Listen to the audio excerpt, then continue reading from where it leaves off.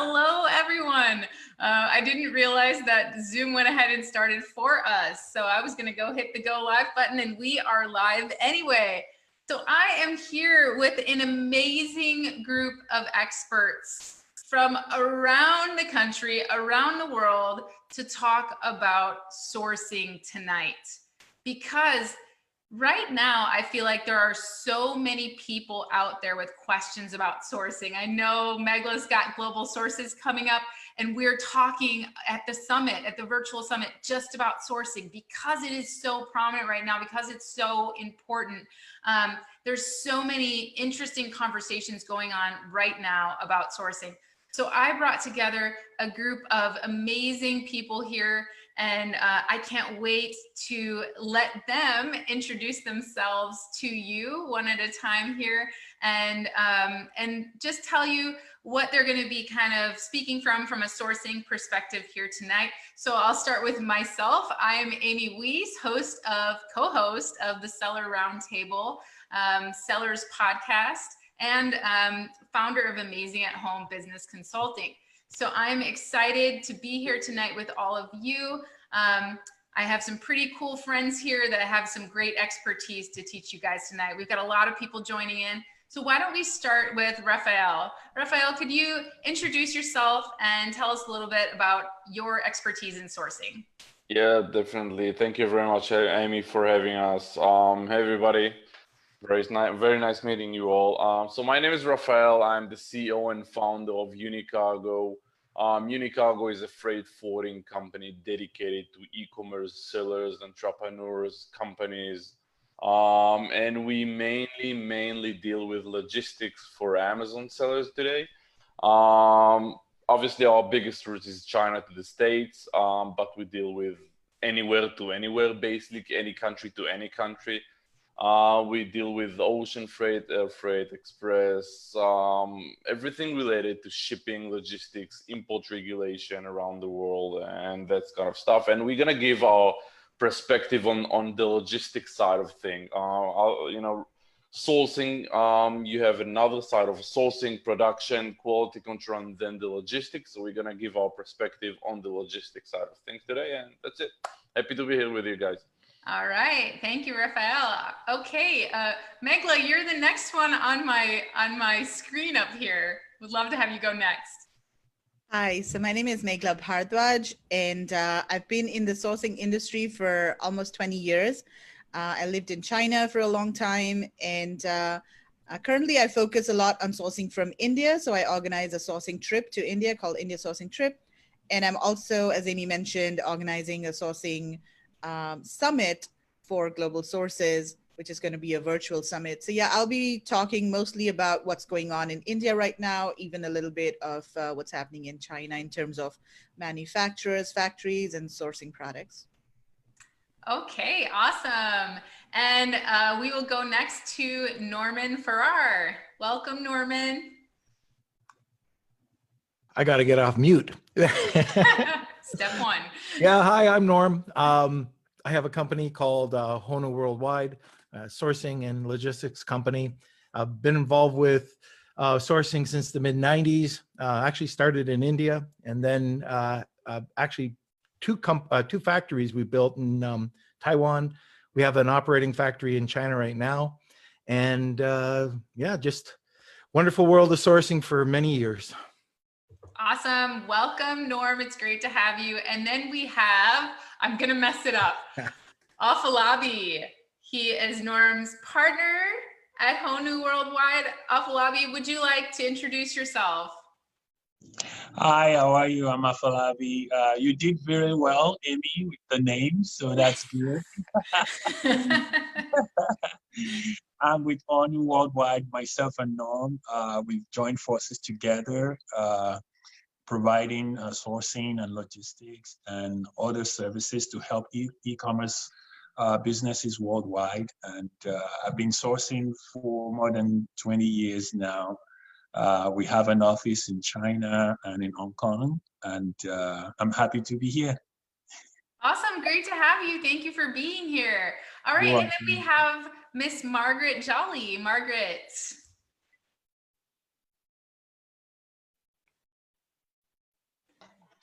Hello everyone, I'm Margaret Jolly from down in sunny Australia, but it's freezing cold here today. So look, at the moment, I obviously am an Amazon seller. I have my own business consulting, profit improvement business solutions, just helping mainly Amazon sellers now. It used to be other retail and service businesses. And I'm involved in sourcing from India with Megla, a coach on that trip.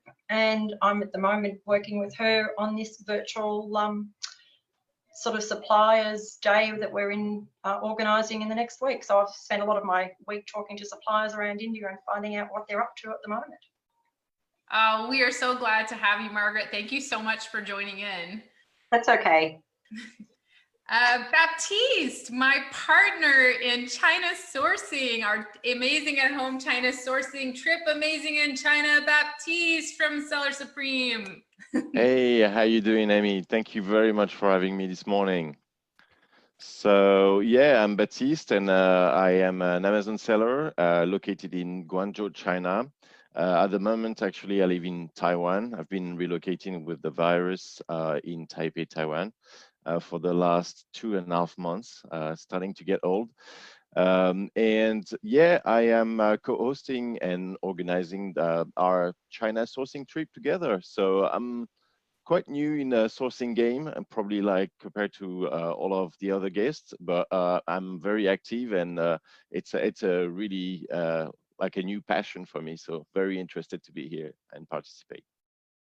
All right, and I'm so excited to also have some amazing wholesale experience here tonight. And I'll start that with Miss Tony Ivy from OmegaNet Inc. Welcome, Tony.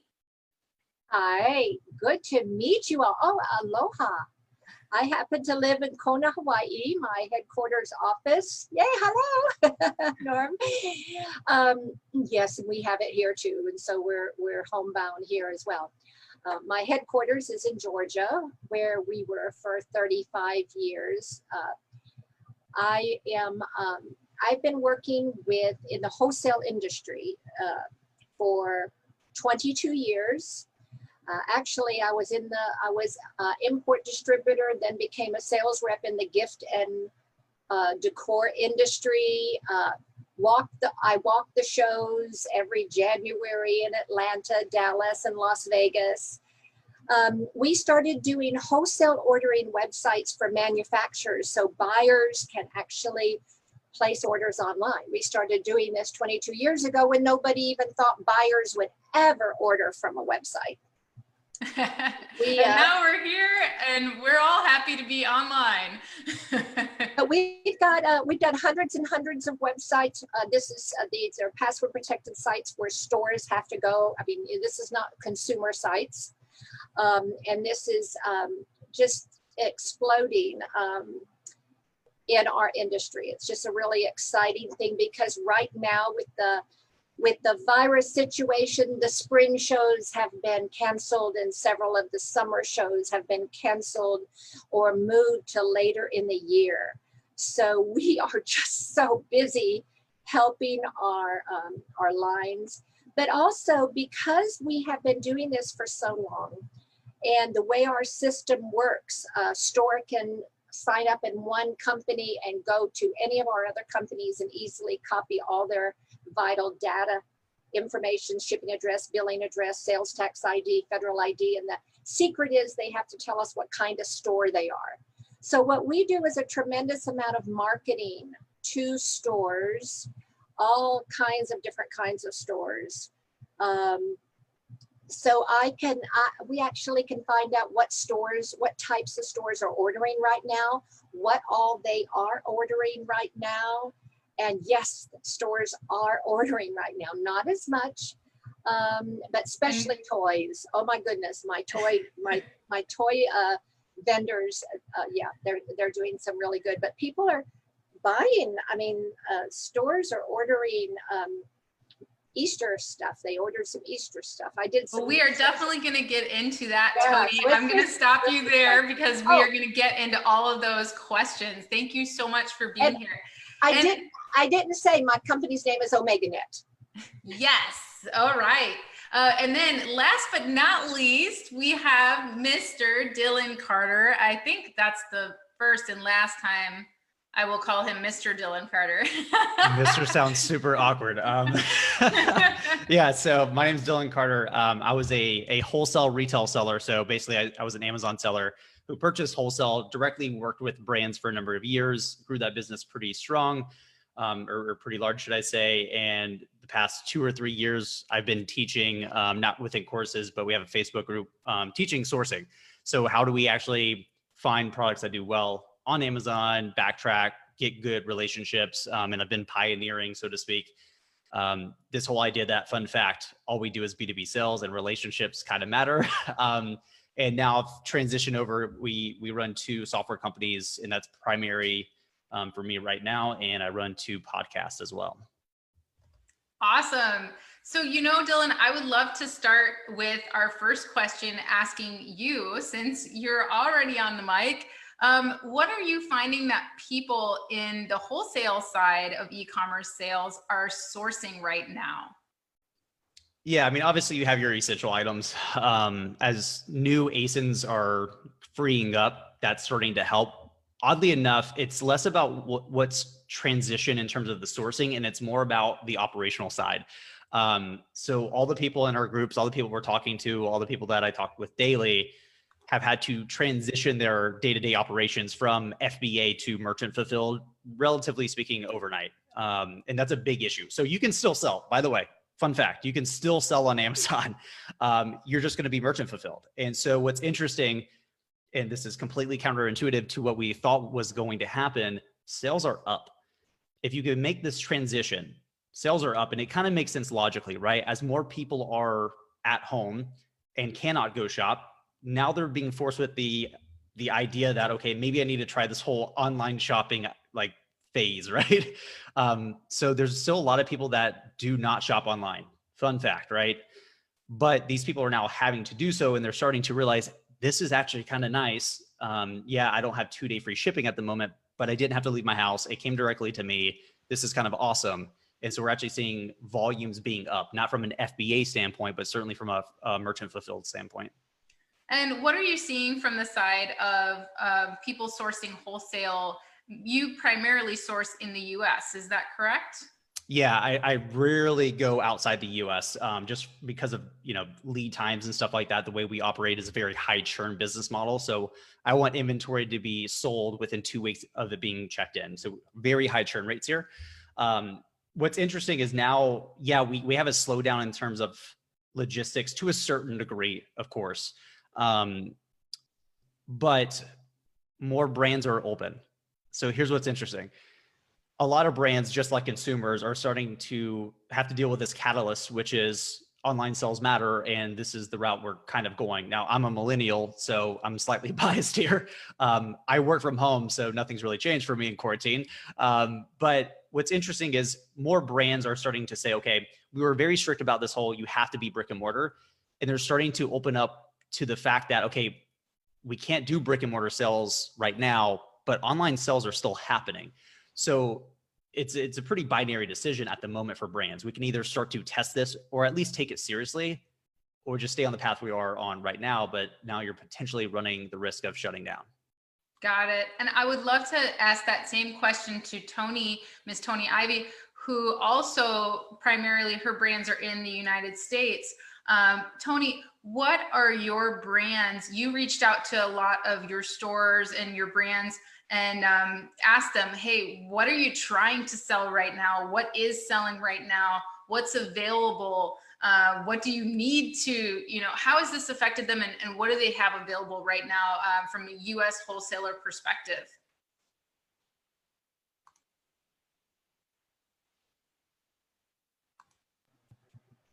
Yes, I was able to reach out to quite a few of them.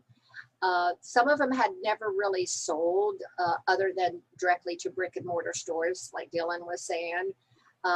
And so I got a list of them that said, yes, we're sitting on $100,000 worth of merchandise that was supposed to be shipped this spring. A lot of them took thousands and thousands of dollars worth of orders in January, and they can't deliver, and they're sitting on products. some candles, plush, jewelry, even some candy. I've got quite a list of those that said, yes, we don't usually sell, but we will now, because they're sitting on all this stuff and they've got to turn it. And are they able to reach online vendors like Amazon sellers? Or do they know how to reach the online vendors that could really help them move their product? They really, a lot of them have Amazon accounts. A lot of them are nervous about, because they get contacted a lot, but they don't know how to trust. And so when I mentioned to them that I'd like to connect them with some people, I said, listen, I will only send you to people that are top-notch professional and trained and they know what they're doing, because you've got to know what you're doing. And that's what I tell them. I said, you can't just because you get an email, you don't know these people. So many of them were very open to hearing from resellers right now. Awesome. Thank you for that. I think it's really interesting for people to think about, we so often source from overseas, but right now, when there's opportunities for us to be able to source from right here in the US and to maybe even complement our brands with some other brands in our online stores, it's helpful to know that these brands are more open to this now that may have primarily stuck with brick and mortar. So, you guys heard it here. If you're looking to source in the United States, don't be afraid to reach out to those brands selling wholesale, study the wholesale market, get with Tony Ivy, get with Dylan Carter, and learn some more about that. So I'm going to ask Megla and Margaret next, from an India perspective, what kinds of things are people sourcing now from India? I'll go first, and then Margaret can add a bit more detail because she's been talking to a lot of suppliers recently. So the situation in India currently is that there is a lockdown. There's a complete lockdown.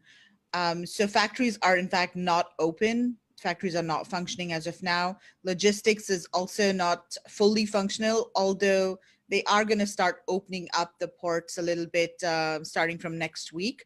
So as of now, manufacturing is really at a standstill. However, suppliers are still working from home. A lot of the factories in India are smaller scale, mid-sized kind of, family-run businesses. And so, the owners and managers of the factories are still operating from home, and they are contactable and reachable to people who are looking for, product development. And that's exactly what's happening right now. People are starting to think about Christmas, because Christmas sourcing is really huge from India. So a lot of buyers that I've been talking to, they have contacted their suppliers. They're starting to think about what should we do for Christmas, because now's the time to start thinking about that. Because if we delay any further, then we're going to be, late for. And I think that with everything that's going on, Christmas is still going to be big. People are still going to buy gifts. In fact, maybe people have more money during this, this holiday season because they haven't spent on travel. They've saved up a lot of money. Of course, we won't really know until we are there.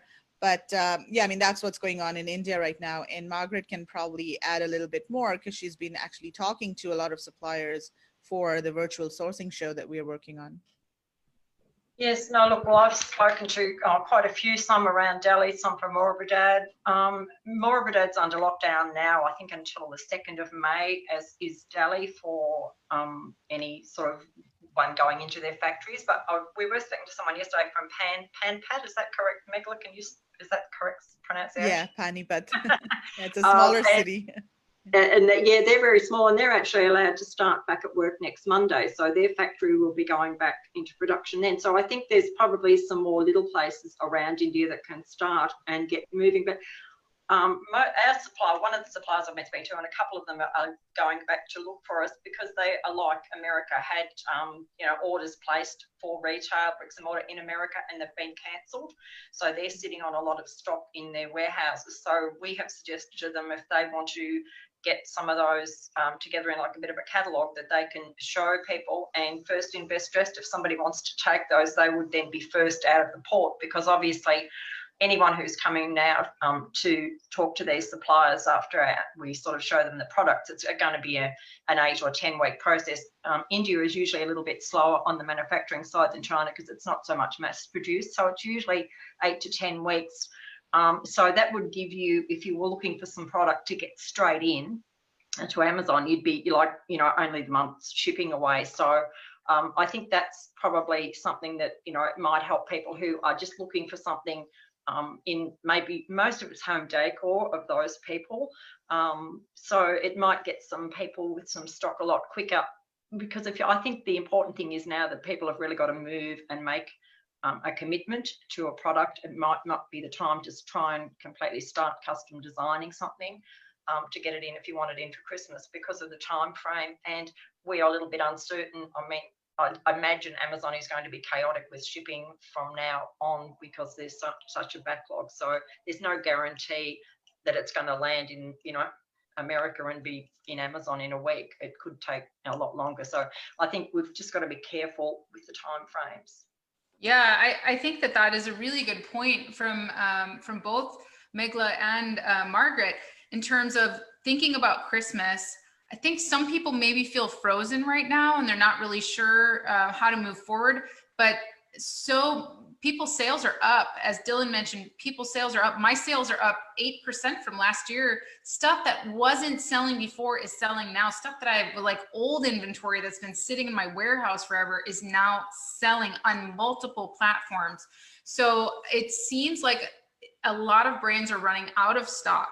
And so now is not the time to sit and not move forward with your brand. I love how you guys mentioned, think forward into Christmas. Christmas is still happening. All these holidays upcoming are still happening. Yes, there have been some holidays affected by coronavirus, but in the future, people are going to want to get outside. They're going to want to celebrate. They're going to want to put up their, our neighborhood's full of Christmas lights right now, just because they're doing the whole, coronavirus thing to kind of try to light up the neighborhood. But anyway, I love that you guys mentioned that. And Margaret, how you were talking about choose a product. You might not want to get into development right now, maybe save your heavy development for later, and for now, make sure that your stores are stocked. I want to turn it over to the China crew, to the Asia and China crew.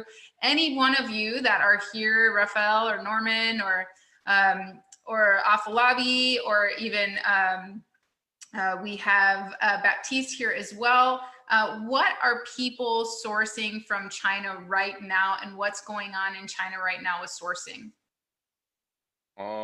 Yeah, so basically China is completely back to work now. Remember the whole COVID-19, the whole coronavirus started in the Chinese New Year around January. Today we see China back on track, like full time. 95% of the factories we speak with are operational, and have over 90% production capacity. So they're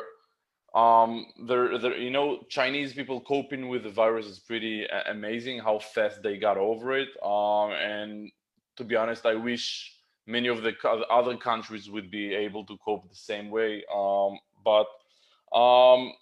So things in China are back on track, but there is a heavy backlog of the logistics side of things, the supply chain and moving your products. Now, remember that most of the cargo that goes by air are moving on passenger airline, and people are not flying anymore around the world. So there are just no flights out of China, passenger flights. And air freight prices are skyrocketing, and they are through the roof. It's the highest I've ever seen in my career. I've been dealing with logistics for, I would say, over 15 years now. And every industry expert that I speak with, he's never seen that before. So if you can, try to avoid shipping by air. Most of the goods by air moved from passenger airline, and what we call the regular air freight industry, moved to Air Express, DHL, FedEx, UPS. These companies are, they just can't cope with the overload that they are seeing. I've been speaking to, we work with FedEx, we work with DHL, we have multiple accounts, we have worldwide accounts. I've been speaking to headquarters actually today, both FedEx and both FedEx in the States and DHL in Germany, and they are reporting they have a backlog of about 150 flights.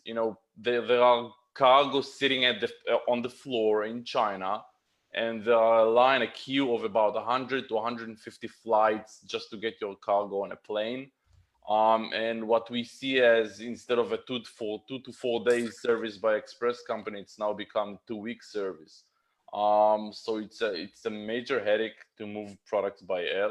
Ocean freight, on the other side, is not really that affected. Prices are pretty much stable, and the service is still pretty good.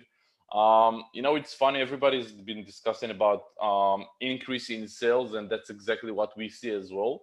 2-3 weeks ago, where Amazon just stated they're gonna stop receiving non-essential products, and me and all of the other service provider I've been speaking with, we were preparing for a major shutdown, like a major decrease in activity in incoming clients. And what we see today is actually the contrary. We are backlogged with orders, and we see a major increase in people ordering new products, ordering stock, sourcing new products actually. And yeah, pretty much. So what kind of what about you? I know Norman's in both the advertising side of things for products, as well as the China sourcing side of things. Norman, what are you and Afalabi seeing? I'm gonna mess up that name. Like, it's a great name. I love it. What are you guys seeing in terms of things that people are sourcing? Are there any new product launches going on right now? And what are new things that people are interested in sourcing? Well, one of the things really bizarre, but it's home improvement. So little things, and it could be brown bag products. Like one of the products we sell is chair glides. And so, okay, you've got that unlevel chair. All of a sudden people are starting to buy these things because they're in the house and it's driving them nuts. So that's one thing, but products that are inside the house. But I would put my money on looking into travel products, because when this thing starts to go, I don't know about cruises, but when this thing lifts, people are definitely want to get outside and do things and travel. And one of my other products, unfortunately, is a travel pillow. So I'm getting hit on that side, but I'm waiting. I'm hedging my bet that that'll start to go again. Other things, pets. People are buying premium pet products. So, going out there and getting that really great dog bed, or those, training snack things that throw training, just anything to do with your pets. People love their pets. They pamper their pets, and they're spending a lot more time with their pets at home right now. And let me see, what was one of the other ones I marked down? Oh, this was actually, we was talking to Afalabi just before we got on, and he hit a home run. He says, if I was going to get into a category, it would be maternity. I just, oh yeah. Well, there are some thoughts about baby becoming a very big category coming up here. Exactly. There's some hedge bets there. So the thing is, it sounds like sourcing from China, from what Raphael said, and it sounds like all of these things that people are buying right now, it sounds like it's not that hard to get them, even from China, and probably not from the US either. What do you guys think about that? Is it hard to get these things? If you wanted to, let's say you wanted to get into a baby product right now, or, you know, is it hard to get these things? I know we have some restrictions. So this brings us to the restrictions and limitations.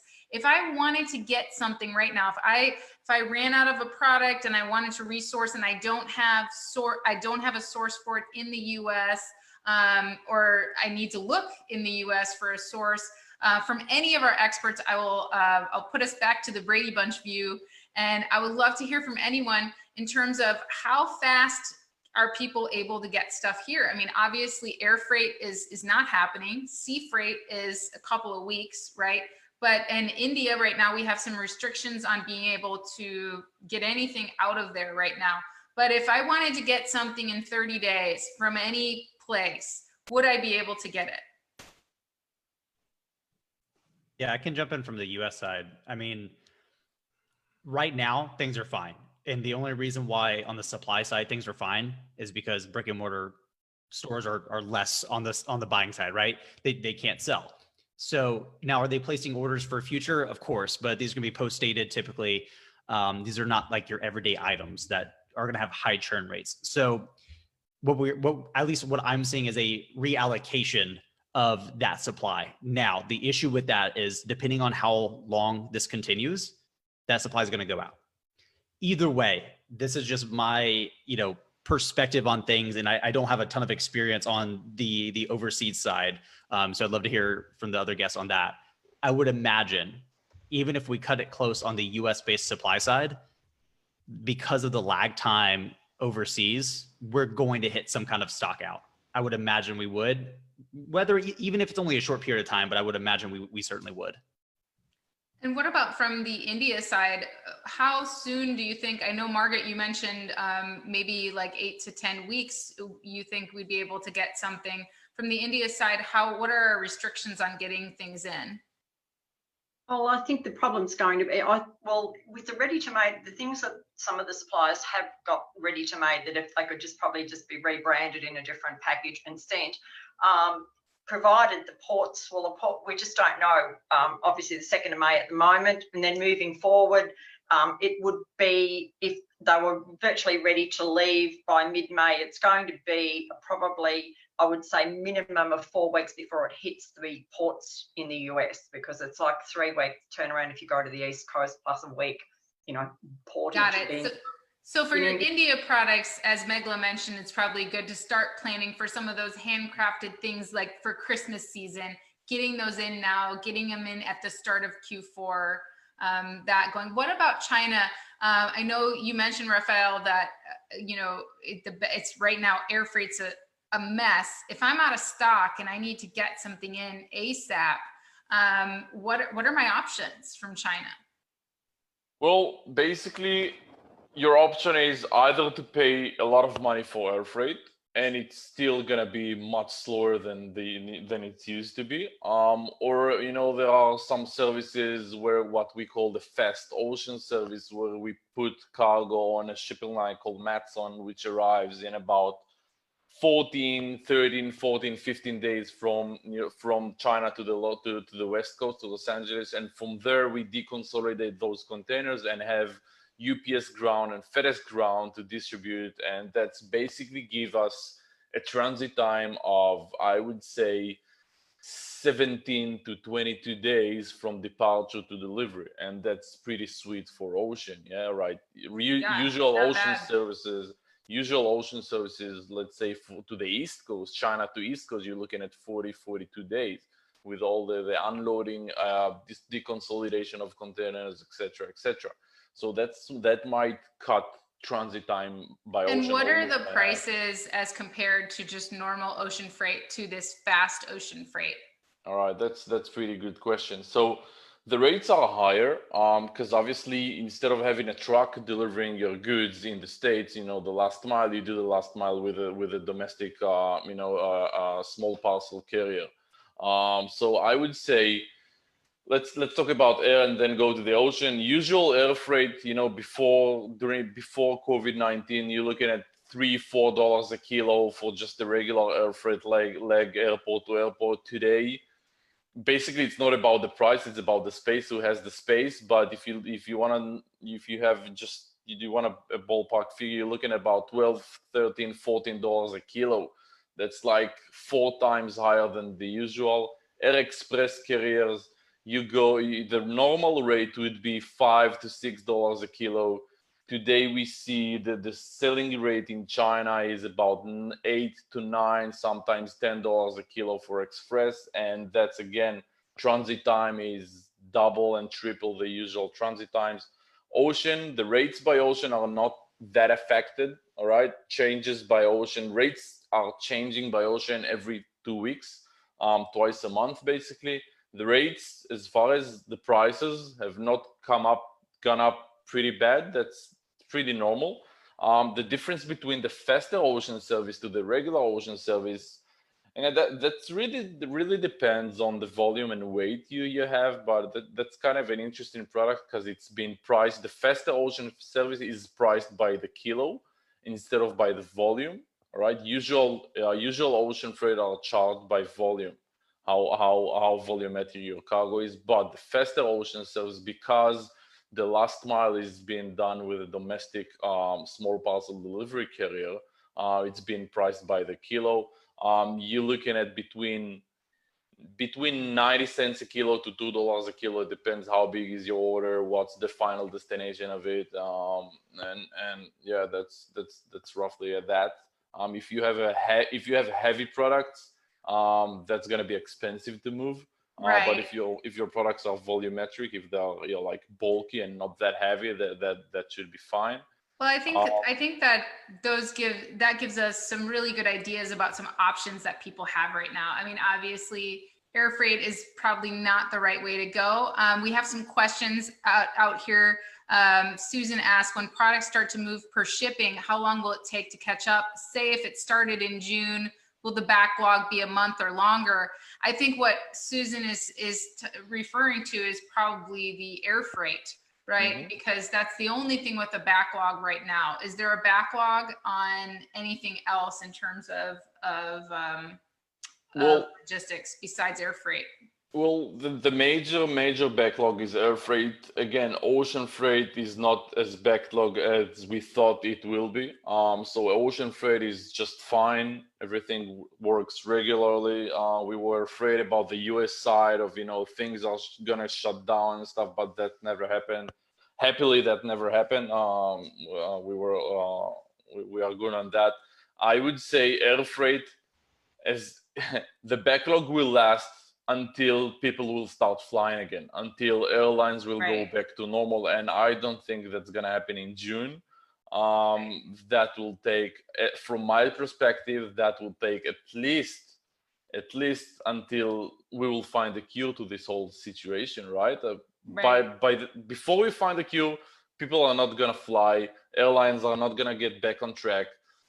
There will be still major backlog. I think that goes from sourcing from anywhere, anywhere in Asia, anywhere in India. Yep. I mean, that's the bottom line. Thank you for bringing that up.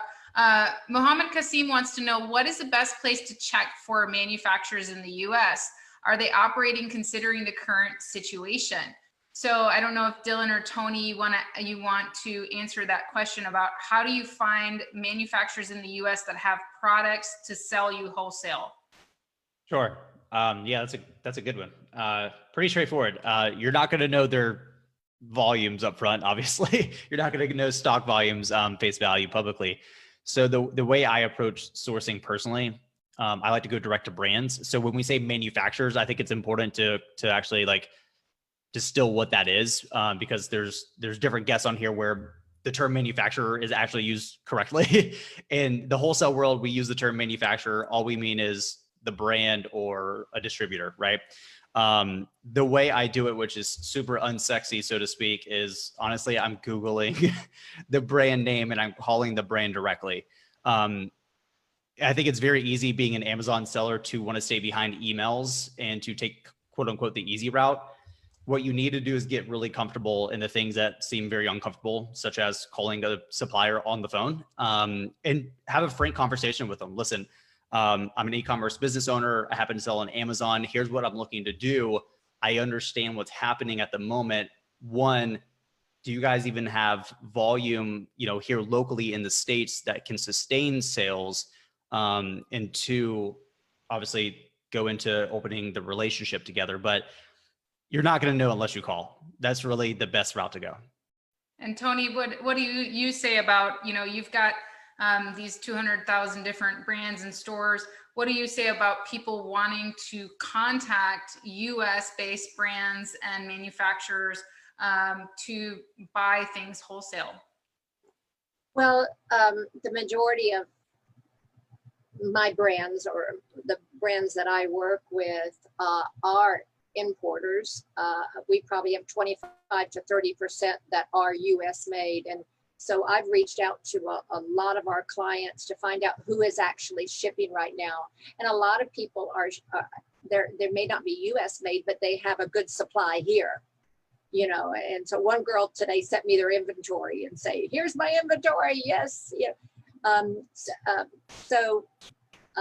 We actually sent a newsletter out to a lot of stores today to say, these are the brands that are currently willing to drop ship, or these are, and then we have a list of the ones that are, but Dylan's right. Contacting them now, you can contact, there's different ways that you could contact them. Some of the marts have a very good database that you could just, search and find their phone numbers and everything. We've got a few sites. Giftswholesale.com is one that you can easily go to their website and find out if they're shipping right now or ordering with their contact information. Because a lot of times when you Google wholesalers, they're not really wholesalers, they're just discounters. And so that's why we set up giftswholesale.com. These are really, wholesalers that do stock and inventory. Most of them have a good inventory, even though those that are importers that are bringing in stuff to their warehouses, at least the ones I've communicated over the last few days, they have good inventory and they're ready to sell. All right. Thank you, Tony, for that input. I agree. Just give them a call, and giftswholesale.com is a really great way to check out some of those as well. Hey, I just wanted to jump in and just add a little thing to the debate, which I think is important and I haven't heard so far.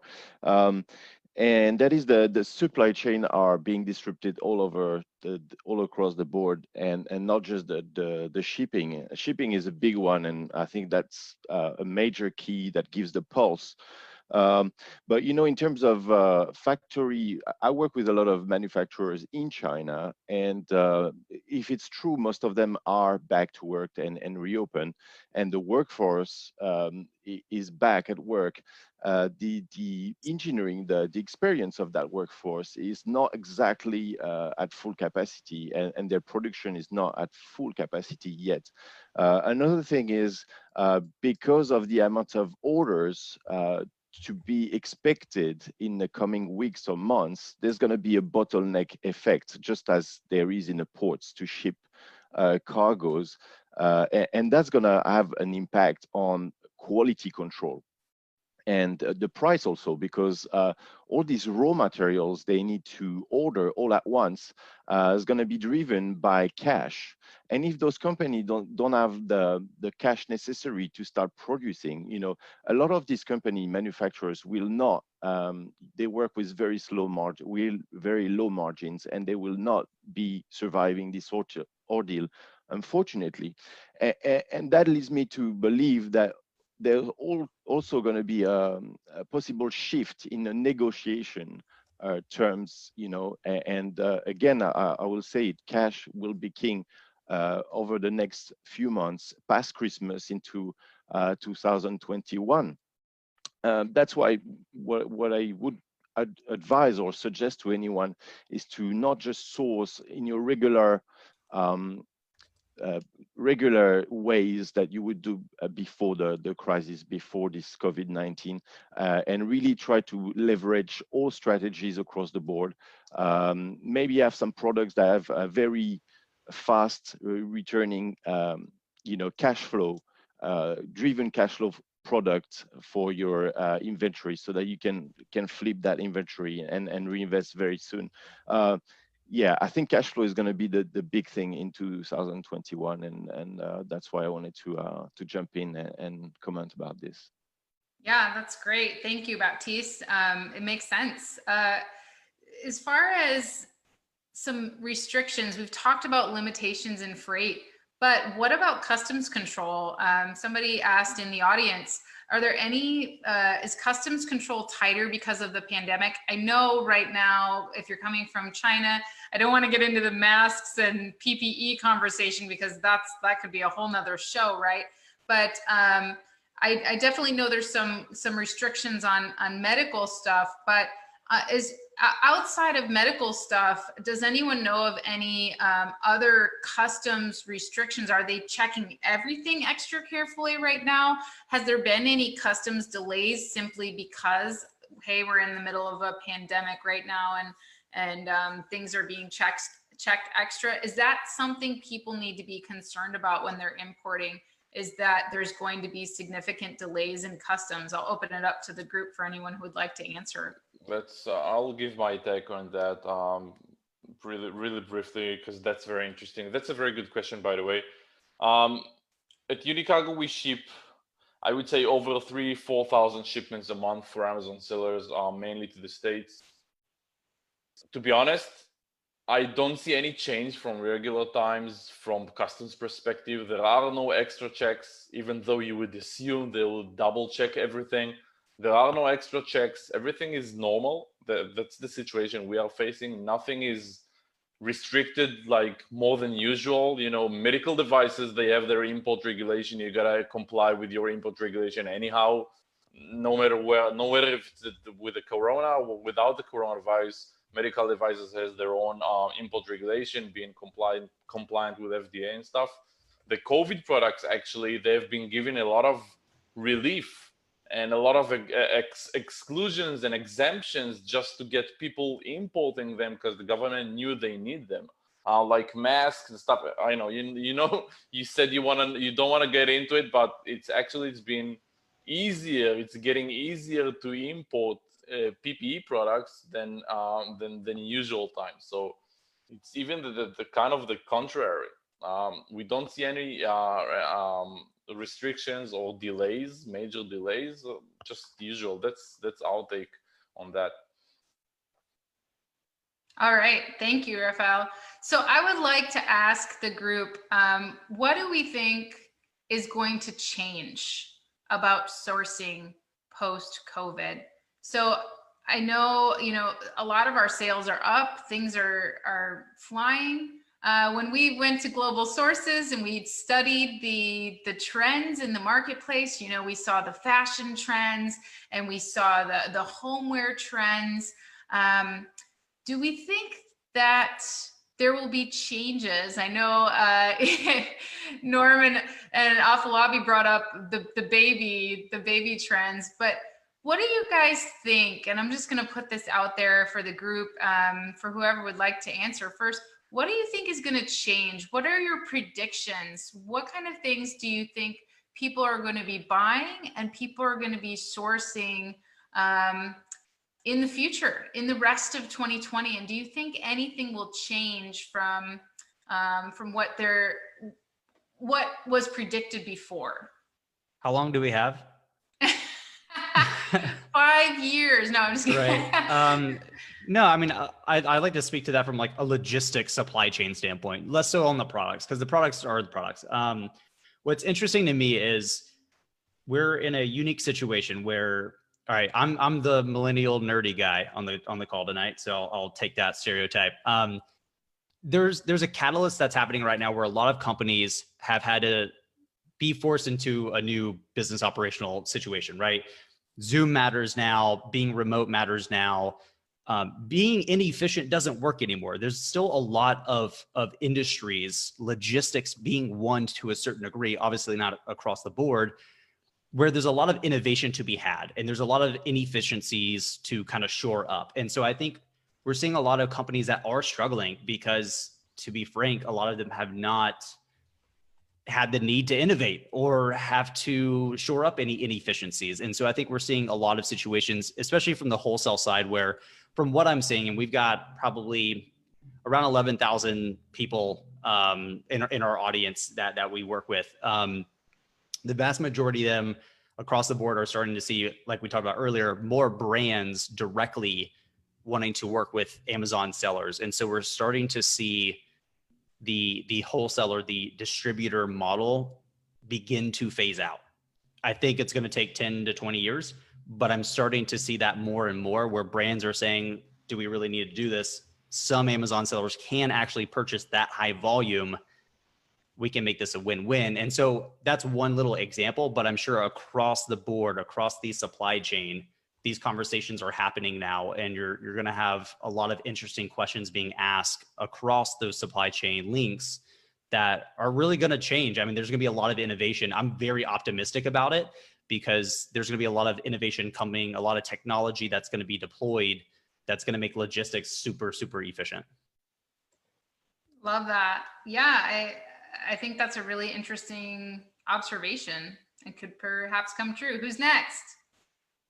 I've got a couple of ideas that's going to happen, and it's probably working closer with a sourcing agent, because Alpha Lobby and I were talking today about this. We're seeing that because of the Chinese economy kind of just going crazy right now, people are going over, and especially when the new e-com sellers get on, they're going to swamp the market. They might go to a supplier that's just holding on for dear life, and then you lose your money. So I think you have to go and you have to try to find different ways, either through a sourcing agent or, you know, dealing in an escrow account or something like that. The other thing that I think is going to change dramatically is your inventory strategy. So the way things are going, we don't know what the bottleneck's going to be, but what we're telling our clients anyway is if you are an FBA seller, order, let's say 2,000 units, get 1,000 units, get it into FBA, and then, or take 1,000 units, put 500 into FBA, 500 into your 3PL, because if you do need to change very quickly, you can. However, you can get those, you're not going to get the long-term storage, which that's kind of standard right now. But if you do need to get them over, you can easily. But that other half, it's really easy right now to negotiate better terms and better cash flow solutions with your Chinese suppliers. They're hungry. And you, for example, that 2,000 units, 1,000 going over to the States, negotiate that you don't pay for the other one, just put it into inventory, and you'll draw on that after the other one, well, when you have the proper lead time and you can just bring it over. And then when that happens, you get them to put on another 1,000 units. And after that first cycle, that first 3,000 units goes, then you're going to have a really simple inventory strategy that will keep you either in FBA or FBM very easily. And I think people aren't doing that right now. And that's going to be something new in the future. And it's if you haven't talked to your suppliers, talk to your suppliers, because now is the best time to probably negotiate than ever. I want to comment on that because that's amazing. I've never considered almost having like a merchant fulfilled buffer, because that's a good point, right? You can always convert it over if you need to, but it's a good kind of hedge. That's awesome. So just want to say that's really cool. I've never heard that. That's insane. Thanks. I think another thing that we're going to see is a lot of innovation happening in terms of virtual trade shows. You know, Canton Fair has already announced they're going to do an online show. Global Sources is thinking of that too, and they're actually partnering with technology companies. So it'll be very interesting to see how that pans out.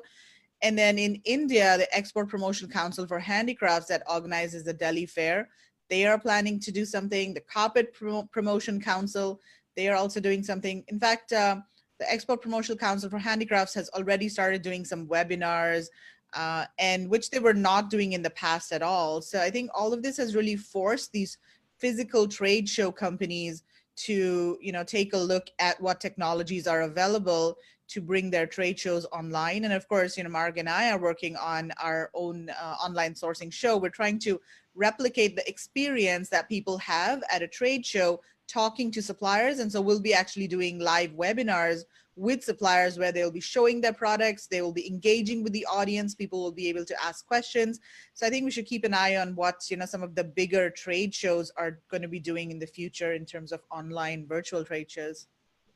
I think that's such an important note, Megla, because I think also all of these trade shows, like the Canton Fair, they're doing this virtual thing for the very first time. Yeah. And I think it's going to help them realize more possibilities, because now they're going to be able to get more people to visit their trade shows. But it's also might be a little bit rickety in the beginning, right? As you know, Yes. they're trying to make things work. But I think that is such a cool opportunity. I know I've watched some of your interviews with suppliers from India before, and it's so interesting to, I think more suppliers will also be open to having these virtual meetings. I know I'm pairing with a really cool nonprofit that's in Asia, and they have some really great manufacturers of unique products. And we were going to do some webinars. They also are going to do a virtual summit this year, where they usually do one in person. So I think that that is a really interesting note. And even Tony Ivy with OmegaNet, she is doing some videos for, I'm one of her wholesale suppliers. I sell my products wholesale, and she's doing some really cool videos where they're doing kind of like an online trade show showing off different manufacturers' stuff. We're actually launching it on the 23rd next week. It's at giftshowspecials.com, where we have a couple of dozen clients that have sent in videos, just like you were coming. We're calling it the virtual spring trade show, because all the trade shows were canceled. So it's yeah, people every day send in more videos, and so you can actually see a lot of the products. Awesome. I love that observation. What else do we think about sourcing in the future? Anyone else want to comment on how it will change? Well, Amy, just as Norman said, and Charles, I just want to add a little bit to that. So many people probably don't realize that a lot of factories are not recovering from this problem, this pandemic problem. So what happens is that they've been laying off some of their staff at the factory, or sales reps. So we're going to see a lot of influx of so-called suppliers jump into jumping into a sourcing platform, posing as if they are really the factory, but they're going to be just either a trading company or some of these employees of factories that were laid off during this time. They're going to jump into the business by themselves, trying to say that they're suppliers, but they're really not.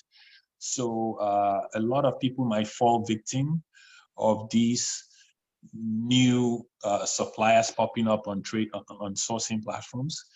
So that's one thing to be careful of, because you have to peel the layers to really get to who the real factory and suppliers are. Yeah, I would agree. I think it's interesting. I already noted that before, you know, especially with Alibaba, you could be talking to a 10-year gold supplier, but it's actually just a guy in his apartment sourcing stuff from various factories. But I hadn't thought about the influx of, you know, a lot more of these, you know, suppliers popping up with the growth of online trade shows and the growth of online sourcing. It does provide a lot more opportunities for imposters, I guess you could say. So do you have, Afolabi, do you have any recommendations for those that might wonder if they're actually talking to a real factory or a real supplier? Well, it's this is my advice should be to really work with a sourcing company that really knows what they're doing, because it's so hard to find who the real supplier is. And it's going to get harder this time because of the newbies coming in. So my advice would be to really talk to a sourcing agent or company, whatever you want to call them, that really knows how to peel the layers. And one of the things we do is that many people tell me, they tell me and Norman that how come your sourcing takes a little longer before you do. And the basic answer is we spend time to really peel off layers, and that would be my advice to order, whoever is doing sourcing for you, to really dig deep and peel off the layers till you get to that main factory doing something. If not, you're gonna fall victim of all these imposters. Yeah, I would agree. If you don't have somebody that you can trust on the ground in China, or you can't source yourself, you definitely need to find someone that you can trust, or you need to utilize a factory audit. So, using an inspection service to actually go and do a factory audit so that they can make sure that that factory actually exists, that they are who they say they are. I know, Exactly. I have my attorney look them up in the China registration, make sure they're good to go. But yeah, I think that is a really good thing to note. Also, what do you guys think? Do you think that I think that our online, there will be so many more people now selling online, like even more so than what was previous, right? Because we are now really the ones still benefiting and still making money during this crisis, right? During this pandemic. Many of our businesses, our sales are up and we're thriving right now. And so, there's a lot of millionaires being made during this. And our millionaires are becoming billionaires during this. And it's because we're providing the supplies and the things that people need right now. So I think there's also going to be an influx of people moving online. I think a lot of these brick and mortars are going to be moving online. I think a lot of people are going to realize, man, I don't like my job and it wasn't that great anyway. And they're going to get into online opportunities. So we are also going to be experiencing an influx of new business owners in our community. What do you guys think about that? But Amy, the greatest threat is your supplier being your competitor. That's going to happen. It's already happening, and it's going to continue to happen, whereby you're competing with your supplier, your factory. And that also makes it important for you to really get the same price that the Chinese locals are getting. If not, you will not be able to compete, because the suppliers are saying, okay, I'm going to sell it to you for $1, and you're going to end up selling it on Amazon for $10. You know what? I'm going to go compete too. And they know your brand. They know how much volume you're moving. Nothing stops them to want to come and compete. And especially if they trademark your name, then it's more trouble. Then they have some sort of control over you from exporting out of China because they've trademarked your name. I mean, we get all these cases all the time, whereby this trademark war is going on. And our advice to people is always, all our clients, we've trademarked all their.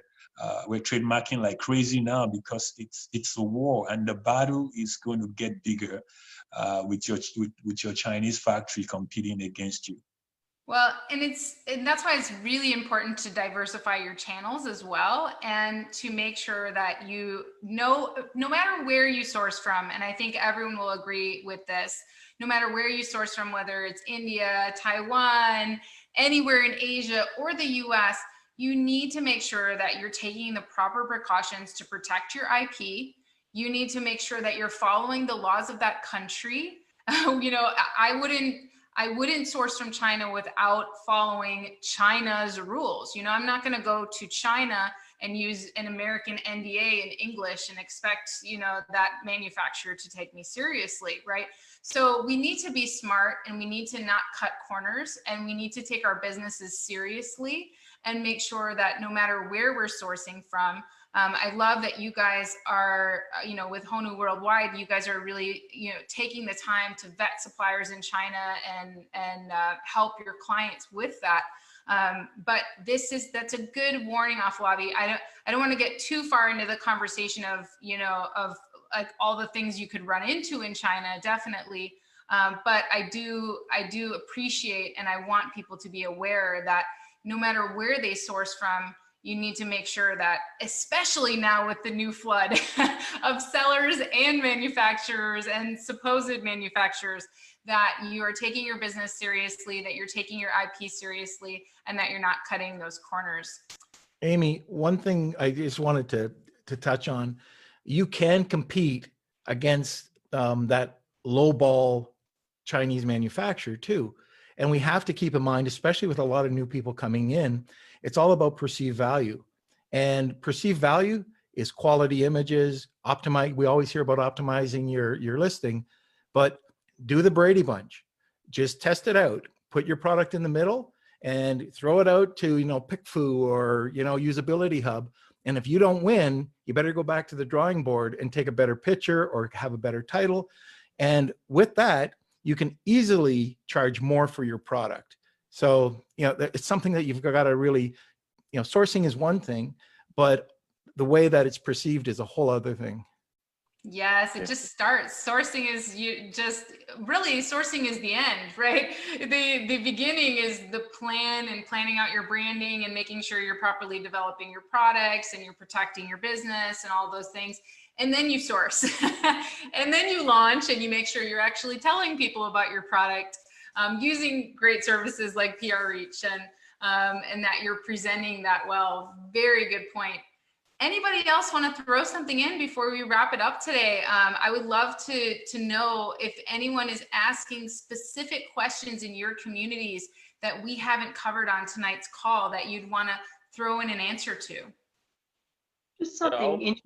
Sorry, on the news in Australia this morning, Kmart, our big chain stores, which you have very similar to, are closing a lot of our stores at the moment temporarily, they're saying, and turning them into distribution warehouses because there is just so much online shopping on Kmart.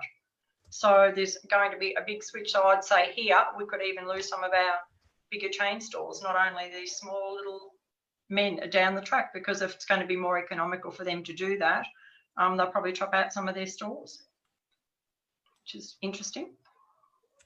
Yeah, perhaps. I think that it is interesting to see. It will be interesting to see what the future of brick and mortar becomes when, you know, some of these, I think about Walmart, right?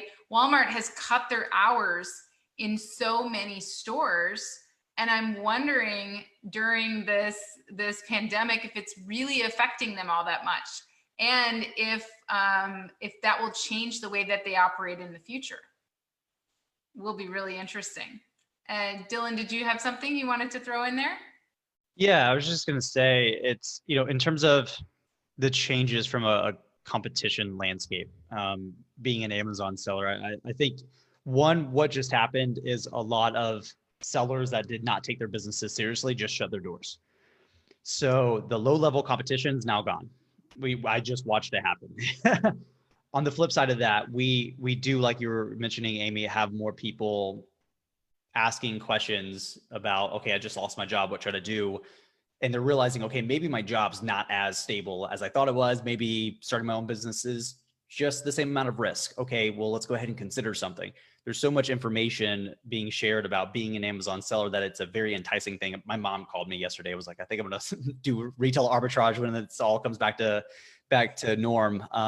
So yeah, I think we're going to have a huge influx of new sellers, but between that time, there's so much opportunity at the moment because you have so many Amazon sellers that were barely hanging on that just dropped out. And these are wholesale accounts, brands, whatever, that are now easy to acquire. Another thing to consider, you do have private label brands that on the acquisition route are now a little bit cheaper.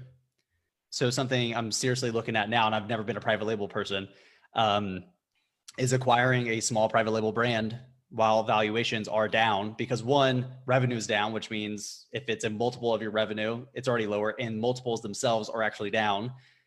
Therefore, now is oddly a good time to acquire a brand that's really solid, that's just down like everything else, and then ride that wave back up. And there's a lot of opportunities that are similar to that at the moment. And that would definitely be related to sourcing, wouldn't it? Very cool. Anyone else? Yeah, so I go just ahead, wanted Baptiste. to, sorry, and this is more of a general opinion following what I was saying, but you remember in 2008 when the financial market had a meltdown, it took in some places of the world up to 2 years before the impact, the real impact got felt. And I touched based on the fact that cash is really like the priority right now. And I just want to say that in this increased changes and instability of markets and drive from people that got laid off and thinking like to go online, there's going to be a huge increase in risks. So I'll go back to Afolafi, what he said. Just make sure you work with people of trust and learn or listen from people like Amy that you can trust, and really peel off those layers until you get to the bottom of things, and triple make sure you're on the right track before doing anything crazy. And also be careful of opportunities because they lead to shiny objects. And this is it for me. Thank you, Baptiste. Well, I would love to just take one more moment. I know you guys have been so wonderful. Speaking of trusted people, there are some trusted people on this call today. And so I would just like to take a moment to go around the Brady Bunch circle, and just for everyone to say where people can reach you if they're wanting to reach out about sourcing or about anything that was discussed on tonight's call. We'll go ahead and start with Raphael. Yeah, just before I go, just one more point, adding to what Baptiste and Norm and Afolabi said, and you know, there's gonna be an influx of, you know, new sellers coming in, and there's gonna be a lot more people trying to take advantage of the situation. You know, so-called sourcing agents, so-called shipping agents, and a lot of inexperienced people are going into that, you know, business now, and work with people you vetted. Especially now that you can't go to China and visit your factory, it's even more important to work with the sourcing company. To the end, if anybody wants to know more about shipping, import regulation, shipping from anywhere to anywhere in the world, just Google Unicargo. We are on Facebook. We are all out there. Just Google the name Unicargo and you'll be able to reach us out. Awesome. Thank you so much for being here, Raphael. We definitely appreciate your expertise in logistics. So I would love to go to Norman and Afolabi next. Where can we reach you guys? Before I just give our contact information, I do have something that I'd like to add, and it's very simple. Is that I do have a press release company, and we're trying to get the word out to people who are doing and helping communities with COVID. That could be a fundraiser. That could be just anything you're doing whatsoever. Might be donating masks. It could be anything to drive information into your community. It could be that local grocery store that put up plexiglass to help with their employee and also their consumer. Or it could be that really cool kid that made those surgical masks, you know, for doctors with his 3D printer, which really happened, by the way. We are running press releases for these types of things for free. And so it's our premium service. It's $300 service for free. We're not collecting any emails. Their emails are deleted. It's not a lead gen, thing. We're just trying to do it because we have reach. We can reach up to about 150 million people with one press release. So that's that. If you want to get a hold of me, Norm at prreach or honaworldwide.com. Just remember the Norm. All right. So I've got that in the chat so people can reach out to you. And then you also, your company, Honu Worldwide, is there to help with sourcing from China, correct? Well, not just necessarily China, but like for cosmetics, let's say, maybe over to Korea. But yes, we have a sourcing and logistics company running out of China. Okay, wonderful. So I put both of those emails in there, and thank you for adding that last point, Norm. We've been trying to share that service that you're offering. It's amazing, and I agree. We need to spread some good news about COVID. I'm tired of reading the bad stuff. So, all right, over to Megla and Margaret. Where can we reach y'all? So to find out more about our sourcing trip, you can go to indiasourcingtrip.com. We do this trip every April and October. We were supposed to be in India this week for the trip, but of course that's not happening. But yeah, if things go well, the next trip will be in October. You can also join our Facebook group for India sourcing. Just search for Sourcing from India, Amazon FBA. We do a lot of webinars, or you can just reach Margaret or me via Messenger at any time. Awesome. I have that in there, indiasourcingtrip.com, as well as joining the Facebook group Sourcing from India. Thank you so much again, both Megla and Margaret, for being here. And then we've got Dylan. Dylan, how can they reach out to you to learn more about the wholesale side of things? Sure. Yeah. If you want to learn about wholesale, I don't do the course route myself, but you can go to vendrive.com/blog. I've written copious amounts of blog posts there that go very in depth. They are certainly not short. They're typically multi-pages, but it goes over everything I've ever learned about wholesale. So if you want to deep dive on wholesale, vendrive.com, that's VEN drive.com/blog. And if you're looking for a repricing tool, I also run one of those at goaura.com. All right, so I've got that, vendrive.com/blog and goaura.com. And we also have Miss Tony Ivy.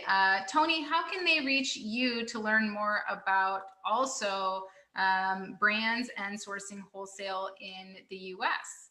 My main website is omaganetinc.net.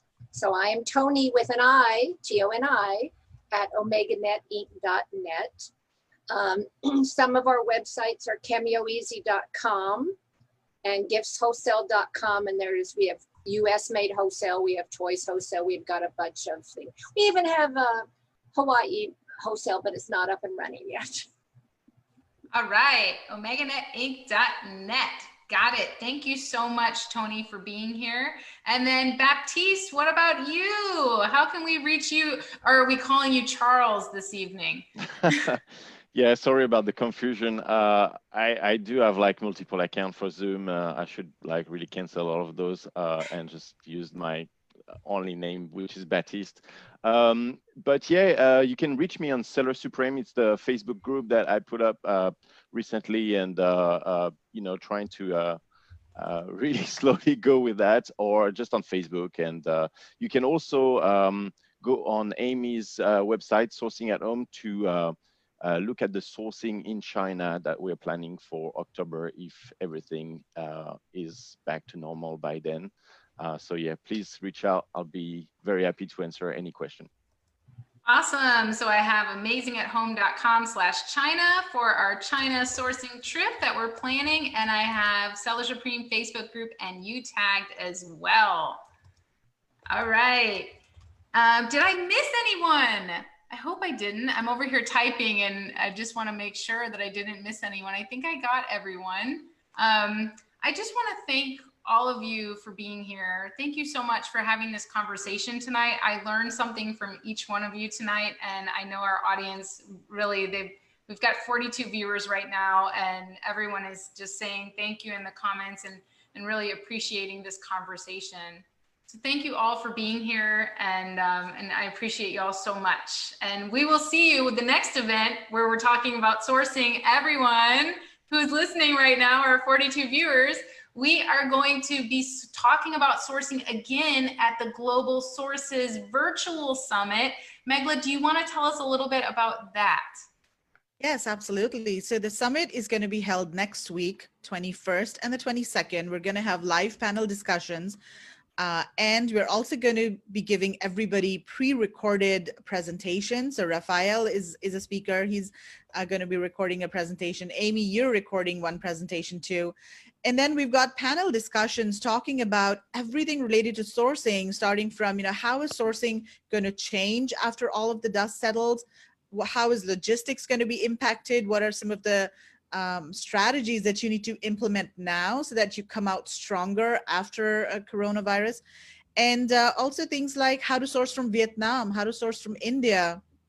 How is e-commerce going to change, post-COVID? How is that already changing? How can brick and mortar stores leverage e-commerce and Amazon? So we've got a range of panel discussions, and Amy, you have the link to the summit, so maybe you can put it in there in the chat and people can sign up to receive more information. Yes, definitely. I have posted it in there, and I will add the link in one moment here. I got to go grab it. But thank you guys so much for being here again. And we will see you guys at the next event, which is our Global Sources Virtual Summit. I can't wait. I'm excited to have all these amazing speakers there. And I'm excited to speak too. It's awesome. All right. Well, everybody, thank you again for being here. And we will see you guys later. Awesome. Thank you, Amy. Bye, guys. Thank you. Have a good one. Bye.